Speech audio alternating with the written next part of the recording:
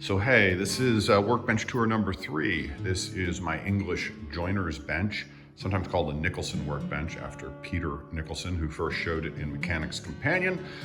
This bench is built in yellow pine. I built it in about 2006 for my first woodworking book called Workbenches. It's been heavily modified, and let's take a look at some of those modifications and what has worked and what hasn't worked. Here is Peter Nicholson's drawing of the workbench that we sometimes call the Nicholson. It is similar in that it has a front apron and a big wide top, but it has a different face vise, different legs, no tail vise. It's actually quite a different bench when it comes to work holding. We'll start with the face vise. This is a Czechoslovakian or Eastern European screw that drives this sort of old school leg vise, and it has a parallel guide down below. We haven't upgraded or modified this leg vise too much. It still works well, but I really would like to upgrade it with a bench crafted classic vise with a crisscross. But hey, still works. A lot of people ask me about the angled leg vise and what's it for. Does it help prevent racking forces when planing? Answer is no.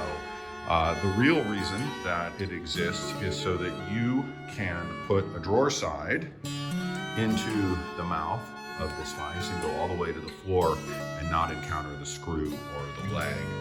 That's my theory, at least, and that's the way we use it. This bench features a homemade wagon vise. This was out before Benchcrafted or anyone else made wagon vices.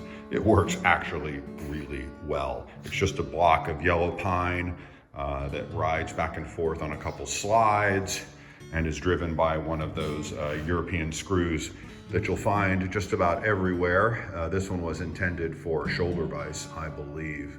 A couple square dogs are the primary work holding for faces here, except for a couple modifications that we have made here in the last 2 years. And I'm about to show you one of those here in just a minute. We're here below the workbench top, and this is a little gizmo made by Record. And you just screw it to the underside of the bench top, and then you can move the planing stop up and down. So here we go. Yeah, look at that, see? It's just a piece of wood, and highly effective, gets out of the way, easy to install, probably the easiest commercial planing stop that I've ever installed.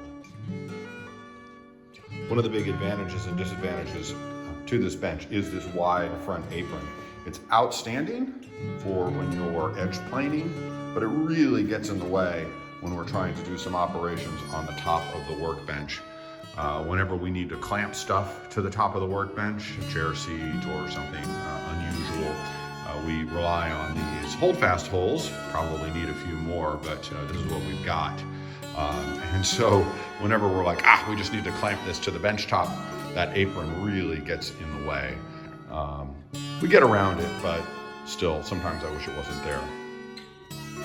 Though I'm not a huge fan of drawers beneath a bench top, I sure do love having a shelf under there.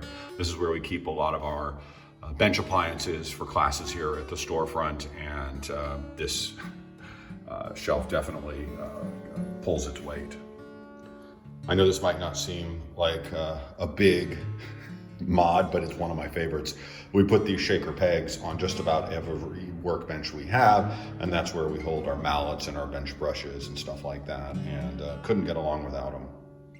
Speaking of silly modifications, we try to equip every bench here with a bench light, and these are these old Architects lights that we get off eBay for about 20 bucks, and then we make a little gizmo that allows them to move from dog hole to dog hole or to any sort of holdfast hole in the workbench. These are outstanding for older eyes and detail work in general.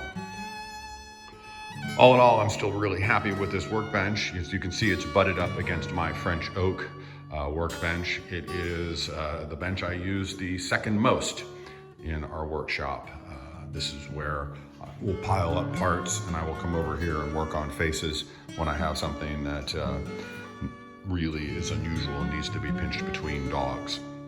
So very much worthwhile to build, but watch out for that front apron.